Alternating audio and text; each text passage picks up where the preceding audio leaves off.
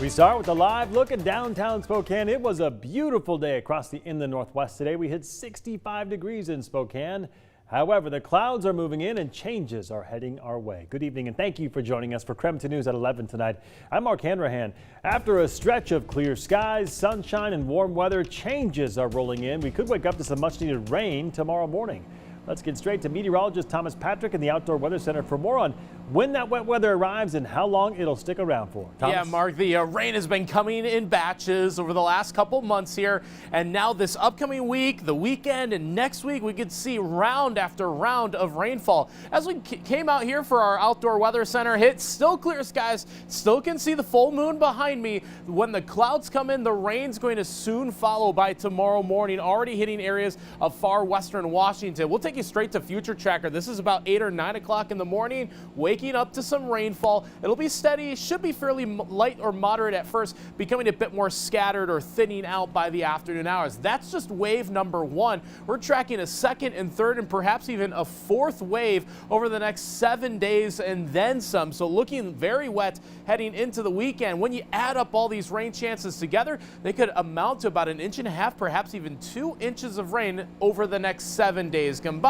So some of these events will be heavier than others. I'll detail that and describe the atmospheric weather pattern that's setting up that is going to give us this much rain in the coming days. Sounds good, Thomas. We'll check back in with you later in the broadcast. In the meantime, we're learning more about how Washington's vaccine mandate is impacting the state's workforce. As of today, more than 92% of state employees are complying with the governor's mandate. So here's how it breaks down. More than 89% of employees have verified that they are vaccinated. 3% of employees have received an accommodation, which means that 92% are complying. As for those who are left, about 3% were terminated or left their jobs, and the remaining employees are pending actions, which include employees are in the process of getting vaccinated, pending retirement, and pending accommodation or separation. New tonight, Spokane Mayor Nadine Woodward issued a statement about the city's compliance with the mandate. The city is facing some backlash after firing several Spokane firefighters for non-compliance of that vaccine mandate. She said the city acted in accordance with the mandate, and she continued the city considered several factors before making their decision, including the safety of the public and other firefighters. These are extremely difficult choices made during extremely difficult times. We respect and support the decisions that have been made and would welcome any of our employees back once they are able to meet the state mandate. She also says they made attempts to keep employees in good standings by providing options, including accommodations for extra time in order to follow the mandate. WSU head football coach Nickrolovich maintained his silence today after he was fired yesterday by the university. However, the university introduced their new head coach in Jake Dickert today. Our Brenna Green joining us now with how the team is looking forward to this week's big game against BYU and beyond. Yeah, WSU interim head coach Jake Dickert got right to work today. The team was back on the field before 7 this morning for practice, and Dickert emphasized that his team, are his priority. Today, he promised to be there for his squad as they navigate this difficult time. That commitment includes filling the remaining 4 assistant coaching positions. He's hoping to have all those coaches in place by the BYU game on Saturday. Travis Green joining us now with more on what Jake Dickert had to say in his first press conference. Travis? Yeah, Brenna, one thing was made clear today. Interim head coach Jake Dickert cares about his players and supporting them through this process. Out is Nickrolovich, and in is Jake Dickert. I know sometimes people are mad, but if you're mad, I hope you're so mad you're willing to help and support our players. The 38-year-old, now an interim head coach at a Power 5 program, in large part thanks to being vaccinated. He elaborated on that decision Tuesday. It was a rallying cry, to try to get all of our fans, because we didn't know if there was going to be fans in the stadium. I was trying to do something for the players. They deserve to have people, and the cheers and these roars that we've heard the last couple Saturdays have been unbelievable.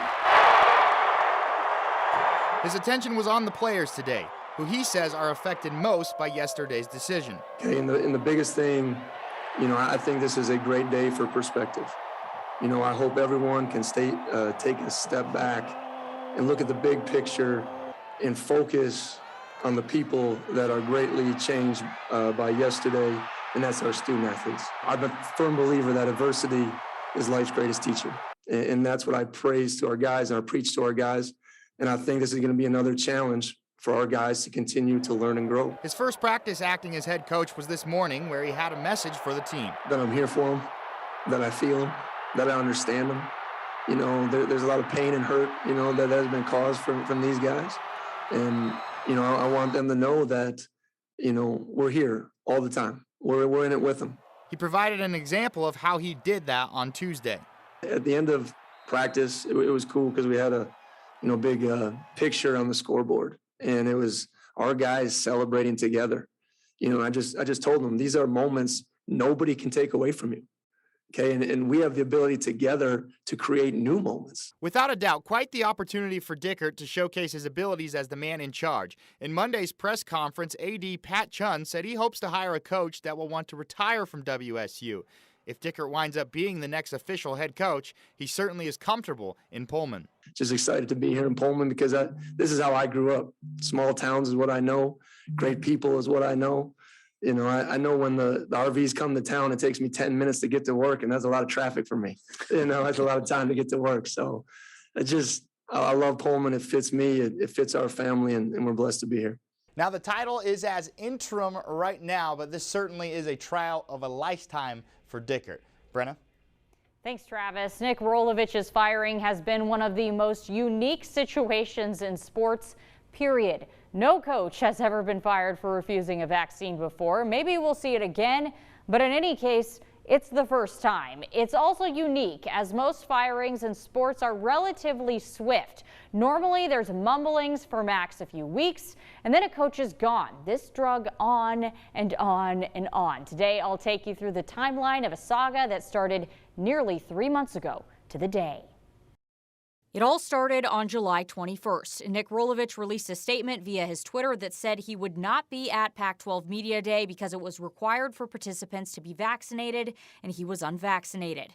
Ironically, this is the last time Nickrolovich was on Twitter. He said he wanted his reasons to not get vaccinated to remain private. On July 27th, Rolovich participated in Pac-12 Media Day remotely. He shared some thoughts on vaccines. I'm not against vaccinations, and I wholeheartedly support those who choose to be vaccinated. And said he thought that communication between him and the athletic department was good. I respect my decision. I don't mean to cause any heartache to this university or this athletic department. We do have an open line of communication. Things remained relatively calm until Governor Inslee announced that all state employees had to be vaccinated on August 18th. The next morning, on August 19th, Rolovich had media availability, and the line that dictated the saga for the next 2 months was born. Oh, I plan on following his mandate, for sure. He also added about the mandate. It's what the deal is. The very next day, when asked what following the mandate meant for him, he once again refused to answer the question. Well, I appreciate it, but I'm going to follow the mandate. You're the state's highest paid employee. Just what kind of message do you think you're sending by not saying what you'll do in terms of the mandate? I'm going to follow the mandate. Things then brewed for a few weeks. On September 13th, Seattle King 5 reporter Chris Daniels joined Rolovich's weekly presser, and things got easily the tensest yet. Have you received your shot or have you scheduled your shot? Yeah, I'm not going to talk about that, Chris. I understand what you guys are trying to get to, but are you seeking a religious or medical exemption? I'm not going to talk about that either, Chris. How do you answer those people that are upset about your stance on this? I'm sorry. On September 21st, Twitter user Kuga Sutra tweeted that a source had told him that Rolovich had begun the vaccination process. Rolovich's mom denied that on Twitter, then deleted all of her tweets. On September 22nd, the media asked Rolovich about the latest dust-up. I haven't been on Twitter. I heard there was something going on, but we are where we're at with the mandate and moving forward with it. He also added that he didn't think he'd ever comment publicly on his vaccine status. Why have you just decided you don't want to touch that subject matter? Because I think I'm here to coach football and deal with football issues in the majority of my stuff, and there's part of me that feels that some things should be private still. The morning of October 9th was really when everything started coming to a head. Nickrolovich former head coach and mentor June Jones went on the record to USA Today and said that Nickrolovich had requested a religious exemption. As part of that story, Jones said, "It's not about him anymore. It's about the people around you and the credibility of the university, and he's got to take one for the team."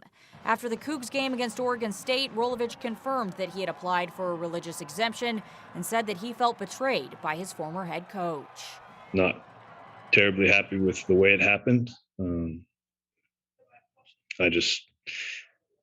I hope there's no player that I coach has to wake up and feel the way I felt today. Many times over the next week, Nickrolovich was asked if he had heard anything back from the university about his exemption, to which he replied no. He also declined commenting on if he considered himself Catholic, which was how he was raised. The Pope has urged Catholics to get vaccinated. When asked his thoughts on how his decision could affect so many others' jobs, he essentially declined to answer that as well. I'd like to talk about Stanford, our football team, and move forward in that direction. But I understand you feeling like that's the part of your job you need to do right now. After this previous Saturday's game, Nickrolovich said that he still didn't know his fate as WSU head coach. In his final media interaction ever as a WSU employee, I asked Nickrolovich if it came down to getting the vaccine or losing his job, what would he do? He was not a fan of that question. Brandon, if that happens out, you'll be the first to know. Okay? Yeah, thank you. Good. Thanks, Coach. I do not think I am going to be on Nickrolovich's Christmas card list, unfortunately. Back to you. All right, still ahead tonight, the general election less than a month away now, and candidates for Spokane City Council are bringing in hundreds of thousands of dollars. We follow the money. Coming up next.